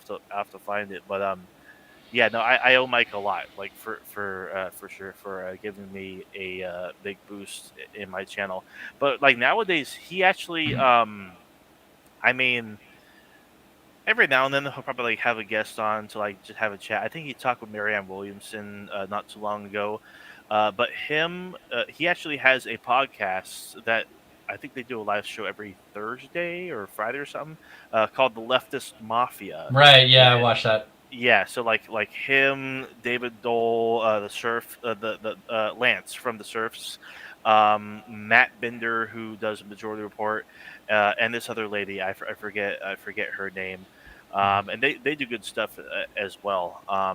Really good. Yeah, the only if I were to participate in discourse with any of those people, I would say like when we're talking, and let's take a moment to like maybe make an agreement between the two of us about how we like conduct ourselves in this space, since we're really just starting to like take it to the next level. I'm making it my full-time thing, Hmm. and you're trying to create more content. Like Right.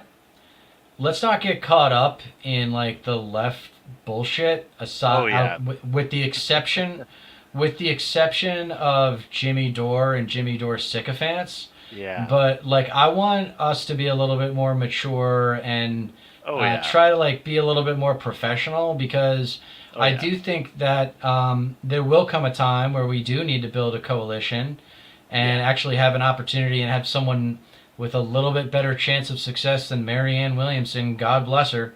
Wonderful person.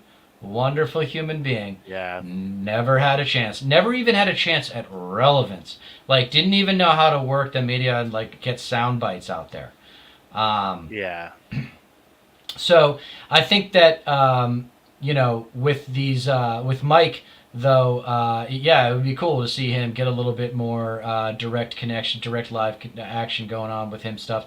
Oh, that was the thing I was gonna say was if I was had the opportunity to kind of be a part of the leftist mafia or whatever, or just be on any of those guys' shows, whatever, I'd be like, Yeah. just so you know, that the temptation when we're all hanging out and talking about how stupid, stubborn, and sociopathic the right wing America is, okay? And we should laugh about it. Totally cool. Laugh and laugh and laugh and Yeah. laugh. But at some point, okay, at some point, we got to bring it back to zero and remember that there's a lot of them and they vote and they Yep. show up. So, yeah, Yes. when I say things like in in order to defeat your enemy, you must know your enemy, Hmm. and that's one of my decrees. Another decree is when someone goes to war with you, you have no choice but to go to war with them. You know, Yeah. like look at it like that. These are not people like we don't compromise. The era of compromise is over. And now it's the era of conquering. Okay, Exactly. we don't need just the presidency. We need ideally 2/3 in both houses. Obviously, that's For not real. possible. No, But seriously. but like 60 Please. at least, but 60/40. I mean, it's going to have to be like you could do really well in the House, but you're never going Yeah. to do all that well in the Senate. I, You could get close to 60/40. I bet in the Senate someday. I just really, really want to see the Republican Party become obsolete. Like that should be the main focus. Like we can sit here all day and bitch about how bad the Democrats are and how shitty the Right, Democratic Party is right. as an organization, but if like the other option is the Republican Party, if that's the other entity that has like the potential to have any power whatsoever, that is where the focus should be. Like, who gives a fuck about purity when one party is clearly the most, like, the more dangerous entity? Like, I don't know why this is so hard to comprehend for so many like self-proclaimed leftists. You know? Oh, in terms of their passion for hating on the Democratic Party. Yeah, no, or like this hyperfixation on just them when it comes to uh the failures of leftism, for lack of a better phrasing. It's You just know? like, the people say that Twitter is, or X now, is a cesspool, and a lot of YouTube is a cesspool, and I think that's what I think of when I think of Jimmy Dore and the Yeah. sycophants. Like RBN, I remember being like respectable a few years ago. I didn't watch much of them, but Right. they've changed. They've like the market driven stuff, man. They get on there Oh. and they feed like the left wing equivalent of. Uh, Newsmax or Alex Yeah. Jones. It's Like, I all mean, it's all just outrage bait. That's really all they care about. Like you have to be completely pure. You have to be completely aligned with them politically. You have to not speak ill of uh, who they associate with, like all their like-minded fellow mhm. friends, channels, and whatnot.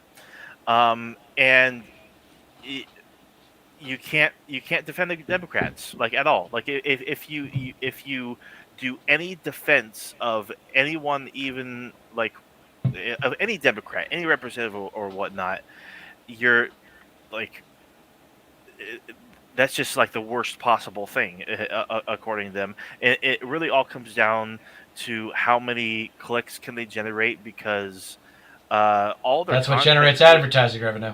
there's no substance to their content. It's all about, oh, look at what this person or that person said, and this is why they're bad. This is why we can't trust them, or like yeah, and it's just there's so much shaming in their content as well, but it doesn't go anywhere. Like it doesn't serve an actual purpose, because like if you actually sat and talked with any of them, like, yeah, they claim to be leftier than now. They claim to be socialists and whatnot. But if you actually ask them how you like incorporate real change on um, uh, uh, a scale large enough to matter, they come up with nothing. Like there's nothing like actually there. Like, oh, like community, like direct action, or whatever. Like, okay, yeah, that only gets you so far. But like if you don't combine that with electoralism and actually replacing Right. the rot that's within the system, you're going to get nowhere. Well, the do dissidents guys who, for the record, if they ever see this, I want them to know that I still like them because they're smart New Yorkers. Hmm. But um, they get super negative on this stuff too, and Yeah. it's a bummer. Like the thing I don't. Oh yeah, I want to go back to our agreement relevant to comparing us to a show like Do Dissonance. Let's not get caught up in speaking of competition, the Yeah. whole who's smarter than who thing. Okay, who Yeah. sounds smarter. Like one thing I wish like. I do like Vosh. Okay, Hmm. I should say I respect Vosh. I disagree with a fair amount of his opinions, but we won't go into those right now. And honestly, I haven't watched enough of him lately to know and stuff. There was one funny moment I remember watching where he interviewed Marianne Williamson, and at the end of the interview, he was like, "She sounds really well educated," and I'm like, "Yeah, dude. Yeah. Do you know who you're talking about? Did you not like do your homework on who you were talking to that day? Like Yeah. what the?" Yeah, But and he has this thing that like it took me a while to pick up on, but he has such a like deadpan humor about him.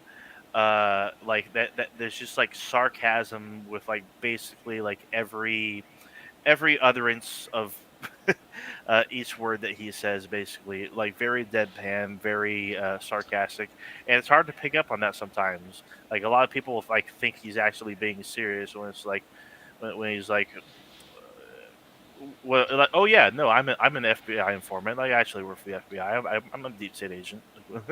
no, I You know, love his dry. I love his dry. I he's love his just style. No, his yeah, style is fantastic. Like yeah. I was texting with another YouTuber, and I was like talking to him about Vosh, and I said, I don't agree with all of his positions, Hmm. but he's a tremendous competitor.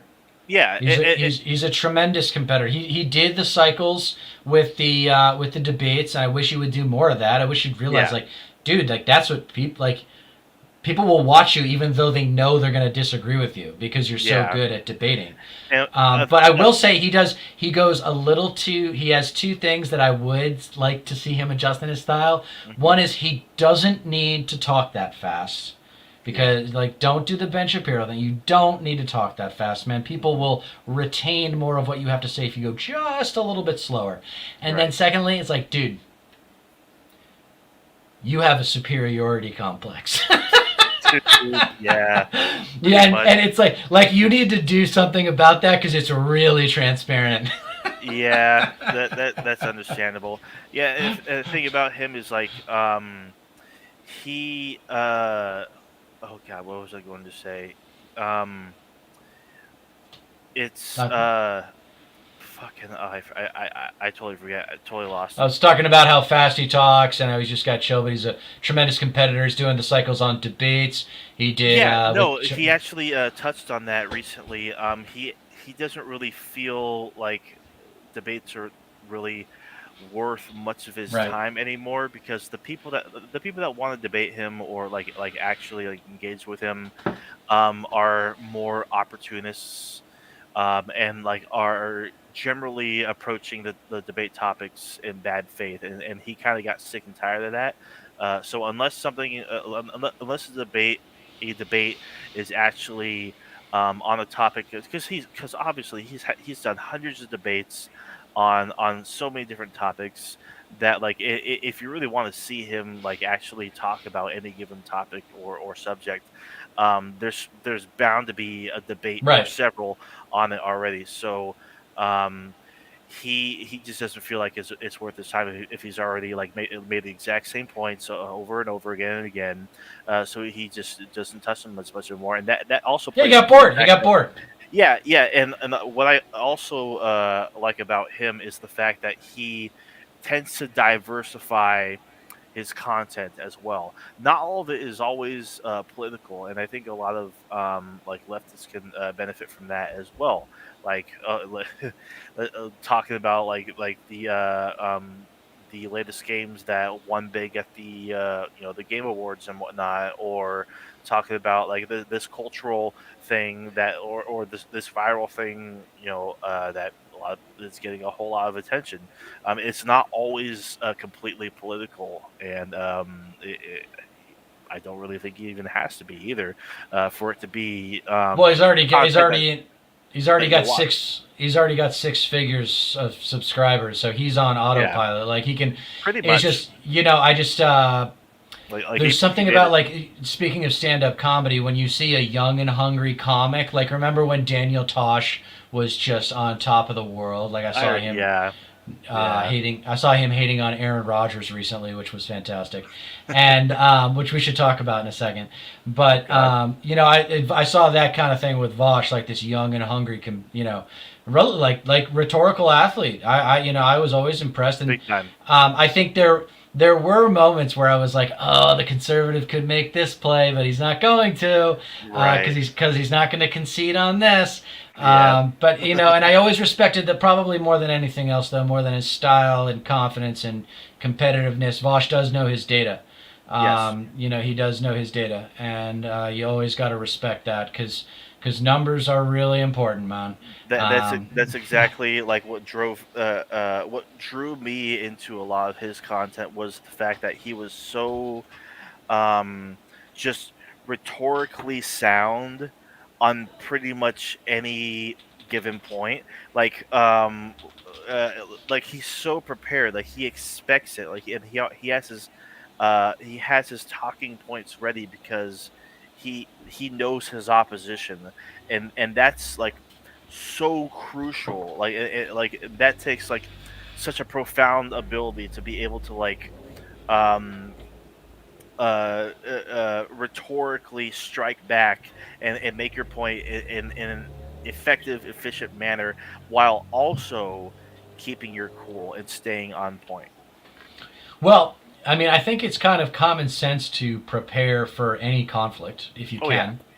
yeah, So it's it's just a matter of, do you have the drive? Yeah, Is it important to you?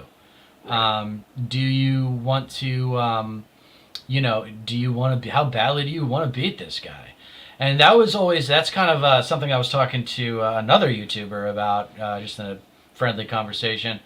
Um, I think with what Trump has done, the effect he has had on storytelling, because pop culture and who the president is does affect what comes out of Hollywood, and just this, and also just a cultural thing. It's not necessarily that Hollywood is doing a lot of stories like this, but I submit that if I submit that more people today, if they had to choose between knocking the bully on his ass and winning the race, they would choose knocking the bully on his ass more now than World War II. Right. Yeah, no. I think it's a lot of it is because like we are overloaded with information and content every single day, and there is really like a lot of even outrage bait that's not relevant, like viral moments of conflicts of people like in public on the streets or whatever, getting in confrontations and whatnot, and the framing of the videos like, oh, was this person in the right? Was this person right? Or just like just absolute like trash content, like people getting in fights over stupid Yeah. shit. I think like it makes sense because like I mean even for the people that actually focus on the shit that matters, and just all the garbage that is happening in the political world. I think a lot of people are just hell bent on a sort of like maybe vengeance or at the very least punitive justice, rather than rather than actually bringing like your cause and your beliefs to victory, because like you don't exactly know how to do that, but you do know how um you do know violence. You Yeah. do know violence. Yeah, I think yeah, there's definitely something to that. I say the difference between competition and collaboration, right? The purpose of the government, in my Right. estimation, is to provide a system of decision making. Yeah. And that system of decision making is supposed to not necessarily execute the will of the people, but represent the interests of the people. And that is supposed to be done by, people who are elected and run on campaigns and so Yeah. forth. So it seems to me like we're kind of, I don't know, stuck in a place where where, yeah, like, I think I don't know. I have to laugh at what this year is going to bring. I keep looking at the title of this episode, like, what will 2024 bring? And I'm just like, uncertainty. Just No kidding. uncertainty. No kidding. Uncertainty. Oh, but anyway, collaboration versus competition. So, the Republicans can't see it as anything more than a competitive context. Not as a, they don't even see the possibility of collaboration. And I Right. think for in most cases, it's because they know that if they collaborated, they'd lose. Right. If they collaborated, then the best ideas would win, and those would all come from the left. Um, Yeah. Yeah. so, Right. Yeah, and a lot of it like people just want to see the comeuppance of individuals rather than the collective success of entire groups. yeah, And I'm sick of it, honestly. I genuinely do believe that um, social media has kind of played into this corruption because like a lot of it is just mindless scrolling, and the design of like apps today is you know meant to encourage that. Like Facebook, for example, is a lot like TikTok now. Like if you see like the line of reels, like little short clips, you're it's like you're God, what's the word? Incentivized to just keep on clicking through them and go to the Right. next one because you might be interested in this. You've been clicking on this. Yeah.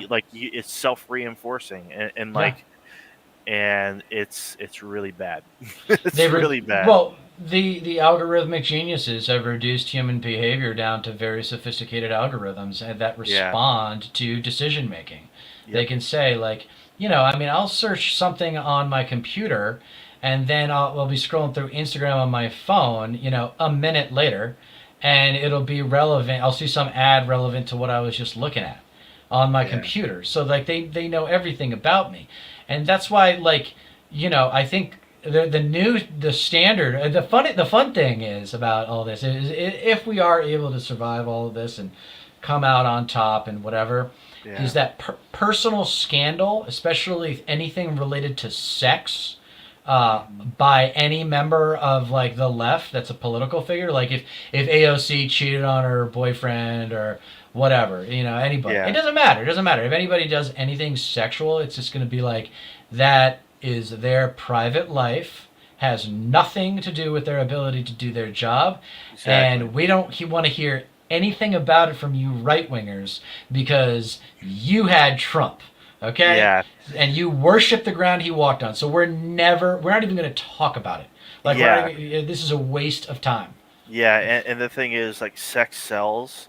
So, like, if there ever was like some sort of scandal within like actual like leftist, like figures and icons and whatever, uh, it would catch the interest of even normies too, because like of course not. They're not going to talk about this progressive bill that was introduced in Congress. Or whatever. They're not going to tune in to hear about that. They're going to tune in. Oh, this is like spicy content. What the hell happened here? Drama. It sells. It's human behavior. They're drawn to. They're fucking drawn to conflict. Bullies, Yeah. bullies. It really isn't anything more complicated than that. Yeah. And but the question that always stumps a lot of leftists, or I shouldn't say stumps. I mean, I don't know. Just it has stumped a lot of leftists I've brought up recently. Is how do you beat the bully? Like, let's use the schoolyard metaphor, man. Let's use the high school metaphors, right? I did it Yeah. in some of my videos. I talk about the cool kids table and how the jocks and cheerleaders were at the cool kids table in high school, but when you get older, the cool kids table belongs to the more accomplished, interesting, and well traveled members of your high school graduating class. Oh yeah. So, and that's tough for a lot of conservatives to deal with. And I talk about how Right. The Confederate flag wavers, like they, I theorize that a lot of them at some point won something. They did experience winning, and that's what, Yeah. and it became so important to them because they were probably bad at a lot of other things and they focused in on winning and maybe were like a decent athlete or maybe even a really good like athlete, and then that didn't matter anymore, and then they were like, well, what do I have now? I have nothing. Yeah. And they got caught up in that, so I'll go to politics so I can feel like a winner. Right. um, so Exactly. anyway. Yeah, no, that's. I mean, that's complete. That's so accurate. I mean, honestly, and especially it's like it is really quite humbling how the transition from high school into like actual adulthood is, because it's like I did not have even remotely as much confidence in high school as I do now.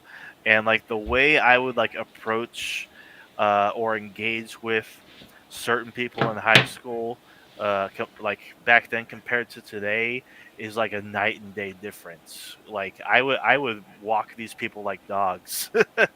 Like Right. it's insane.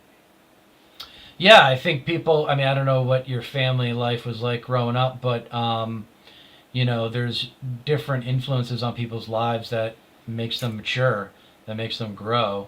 Yeah, And it can like be like for me when I was pouring drinks on Bourbon Street, that was a really educational and yeah, maturing process. And honestly, one of my bigger regrets is that when I was legally allowed to pour drinks, I should have done it as a summer job or something. Like it's so much fun, and it got me in touch with, right. like, not to be a elitist, but it got me in touch with the working class, like people who Oh yeah, make the same amount of money, give or take, yeah, every year, because they don't get promoted, they don't become managers, they just stay waiters and waitresses their whole lives, right. Yeah, and hell, that sucks. AOC was in the same position. Like she was a bartender at a taqueria.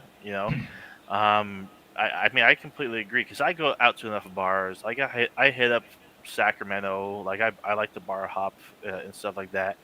And just seeing what bartenders go through, like, because they see, I mean, yeah, they have their usuals, you know, the same people that come in, but just like how many people come in and out and come through and like just how much they have to serve and like how and like the dipshits that they deal with too, it really is like it's got to be one of the most humbling jobs out there because like you're responsible for a lot and you can't mess up and you are also like there are some people that kind of like rely on you as like some sort of like therapeutic like Yeah, figure, I guess, I was about to say the whole stereotype of the bartender being like your therapist therapist, yeah. the therapist that you tip.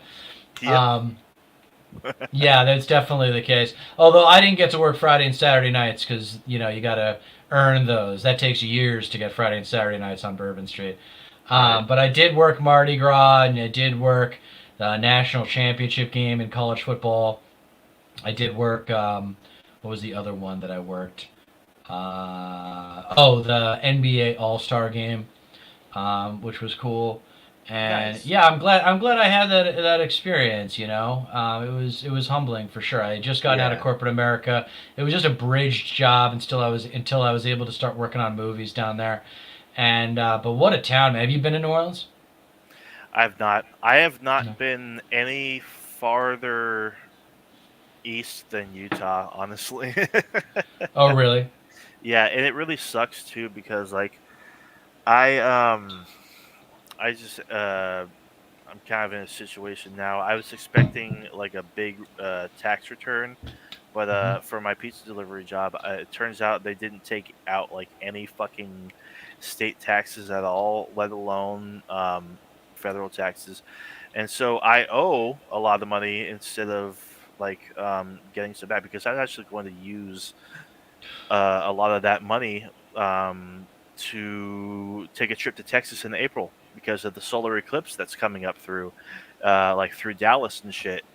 And so like I don't know what to do. I'm going to have to like pinch every single penny I have to even like have the bare minimum to survive out there. And not only that, but like all that like that's all money that would have to be saved up to pay back California anyway. I don't know what the fuck happened, but they clearly did something fucking wrong by not withholding state taxes. So that's a little frustrating. I'm sorry, man. That is such a bummer. Yeah, like cuz I was really like looking forward to seeing Arizona, like the Grand Canyon and like going up to Jerome and visiting this winery I've always wanted to go to or going to Albuquerque and you know then seeing Dallas and shit. But I don't know. I could probably still make it work. We'll see. Um, Okay. All because right. Well, I love just the concept of traveling in general. Because I've gone up to Portland to see the eclipse that went through in 2017, mhm. and that was fucking incredible. So you're a real stargazer. That's one of your hobbies. I do, yeah. I actually do love astronomy in general. Like I actually follow a few science related channels on YouTube in general. I find it just completely fascinating. Like the New Horizons craft that photographed Pluto, the James Webb Telescope, which is taking just the most unbelievable photos of various objects out in space, among the cosmos and shit. Yeah, really, really fascinated by that shit. Yeah, that's cool. I go. It's worth a rabbit hole a year for me. I always go down a astronomy rabbit hole and remind myself of how old everything is. Yeah, I usually do a dinosaur rabbit hole at some point. I usually do. I was doing yeah, creepy ring videos for a while. yeah. That was fun. Haunting videos, like give you nightmares type of stuff. Oh Nightmare. yeah. It's called. They call it nightmare fuel. The Yep. kids. The Yeah. millennials. The millennials are calling it nightmare fuel. Yeah. Yeah. Yeah. Just cosmic shit. Astronomy in general.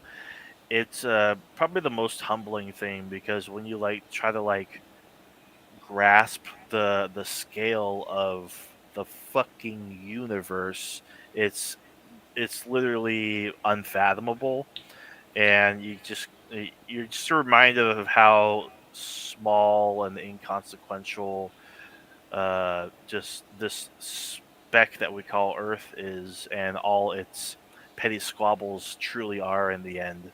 And it's just yeah. What a waste of time this Mars bullshit Yeah. is.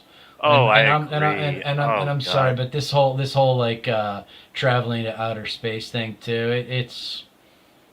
Yeah. It's borderline disgusting. Like We I don't I try not to judge. I'm like, it's the free market. People should be allowed to do what they want, whatever. right. But it's like, do you know what 10% of that money would do if we were to like use it to renovate high schools and like God. restructure things? I mean, come Yeah, on. like we're not even like, how do we become a type 2 civilization if we can't even get our shit together here on Earth first? Like fuck. Well, and a lot of people are talking about like we're going to colonize the moon. I'm like, no, we're not. No. There's no natural resources there, and you have to build your own atmosphere. So come Yeah. on, like stop it, What's the stop it. point? I mean, it's like we gotta. I don't know, Yeah. man. There's this thing in this country about contrarianism and like trying to be the first to come up with the original idea, originality, right? We're Yeah. obsessed with being original, Yeah. and everyone's trying to come up with like these quick ways to like sound again, like what we were talking about earlier, to sound like the smartest person in the room. And it's like Yeah. just stop it. You're a Yeah, child. we could do all sorts of cool things with like space and discovering and shit without without sending humans. We don't have to send humans to Mars to, learn a lot more about its history, or No. the same thing with the moon. Like the Voyager probes, like they're still, I mean, as far away as they are now, they're still sending out like information to us. They're exiting the solar system and whatnot. Like you don't need humans involved for that. Like we just send out probes, send out Yeah. robots, like Yeah. and just like they send back data and learn from it. I don't know. Like going to Mars is a waste of time. Like Well, so it's what not like sustainable. so what see this is the thing about the Christians, right? Because there is an intellectual avenue for them here. This Yeah, is the thing. They do it to themselves. They are the like I'm gonna if I get the opportunity to tell evangelicals where they're gonna be in this in this new American society that I'm gonna fight for. It's like you have to get down with certain truths, certain absolute facts. right. They call it scientific fact for a fucking reason, right? Yeah, You know, exactly. so you should know enough about outer space to know that you can't colonize the moon and Mars, and then Exactly. you want to be supportive of this commercial space travel where you go up for like 20 minutes or whatever and then come right back down. I don't care. Yeah, That's fine. Whatever. I'll find other ways. I'll find other ways to get those guys money. Um, right. but like the left is it's we- so talk about the survivors versus explorers. Hmm. Oh no, sorry, no, hold on. The Christian thing. Yeah, this is what I want to say.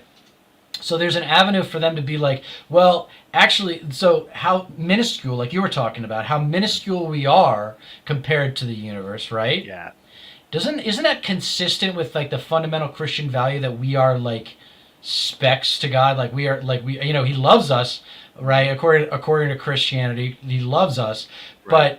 but we are not like we are mere mortals. We are not anywhere close to His, you know, Hmm. importance, value, whatever, Yeah. spiritual, grand, So why don't you be like, we're not meant to know the universe. We're not meant. We can only know so much because we're not meant to. It's not God's will for us to know anything more than we are. Than we can.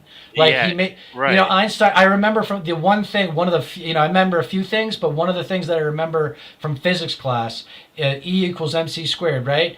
Okay. In order to reach the speed of light, you need an infinite energy source. There is no such thing as an infinite energy source. So maybe Right. you could get close, but even if you could travel at the speed of light, you wouldn't be able to get there quickly enough to like colonize the goddamn planet. It's impossible. Exactly. Exactly. Yeah. No, for real. Because like, what our nearest star is what like I think 4 light years away, something like that. Yeah, So like, something. even if we were like able to harness infinite energy and travel at the speed of light, because there's nothing faster than the speed of light, you like it would take us 4 years to get there. So it's like you wouldn't even be capable of surviving. Not only that, but like um There's some good videos on this, by the way. yeah. If you search YouTube, there's some really good like Oh, how would oh, it plenty. work? How Yeah. would it work? And how would you do like cryo freezing and like super naps or whatever, or Yeah. super slumber or whatever they call it? Actually, I think I just made that up.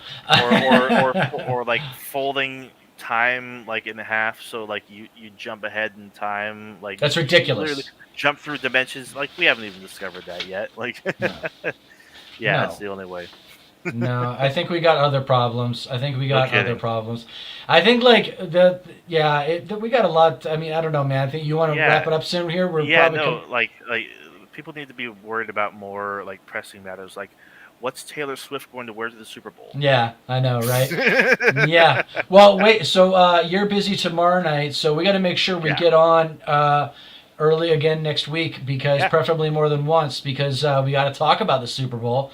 This is always like the Yeah. dead week. I'm glad we're not talking about it. I'm glad you didn't bring it up Right.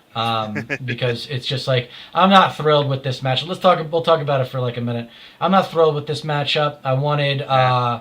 I wanted Lions. I actually wanted Lions Bills. But That would have been then once cool. the Bills got bounced, I was like, okay, Chiefs, because I didn't want the Ravens. I really don't like Harbaugh. He's a build the wall guy. He's a little Uh MAGA. yeah. Yeah, yeah. Don't like the So, Harbaughs, yeah. yeah, I used to like them, but they're pretty. I think they're I pretty mean conservative. I mean you were going to get one or the other anyway, because I wanted the Niners. Obviously, they're my team. So like, either way, I knew that I was going to be bound for a Super Bowl rematch, whether that was Super Bowl 54, or I think it was 47. 47. It was Yeah, 47. yeah, The Flacco 47. Bowl. The Flacco Bowl. Yeah, the Harbaugh. Yeah, Yeah. because The that's worst. back when Harbaugh's The brother was. blackout. It was actually the Blackout Bowl, is what it's known as. Yeah. Yeah, yeah, I Yeah. remember that. Yep.